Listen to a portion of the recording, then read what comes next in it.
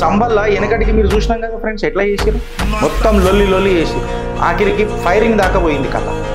నిన్న అదృష్టం కొద్దీ ఏం కాలే, ఎందుకంటే తెలుసుకున్నారు. ఇదే పంచాయతీలు ఐ లవ్ మొహమ్మద్ మీద కూడా చేద్దామని చూసిరు. ఎవరైతే స్టిక్కర్ ఇస్తారో వాడిని కొడదామని చూసిరు, లేకపోతే సర్తాన్ సే జుదా అన్న స్లోగన్లకు అడిగి పోవాలని చూసిరు. నువ్వు పోయి ఉత్తరప్రదేశ్లో పెట్టుకున్నావు చూడు, ఉత్తరప్రదేశ్లో ఊకుంటాడు అనుకున్నావా?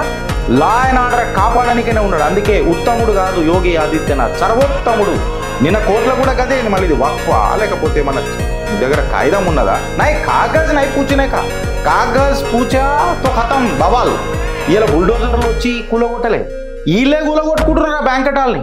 యోగి ఆదిత్యనాథ్ అని అంటే ఏదైతే సంవిధానం ఉంటుందో, కాన్స్టిట్యూషన్ ఉంటుందో, లా అండ్ ఆర్డర్ ఉంటుందో, ఆ లా అండ్ ఆర్డర్కి కట్టుబడే ప్రొసీజర్లు ఉంటాయి ఆడ. కులం మతం ఇవన్నీ ఏముంటాయి ఆడ. నా కొడుకులకు ఒక్కొక్కడికి ప్యాంట్లు తడిసిపోయినాయి. నువ్వు లా అండ్ ఆర్డర్ చేతులకు తీసుకొని చేస్తానంటే నడుస్తుందా? యోగి ఆదిత్యనాథ్ భయం మూసబెట్టిండు లా అండ్ ఆర్డర్ అంటే.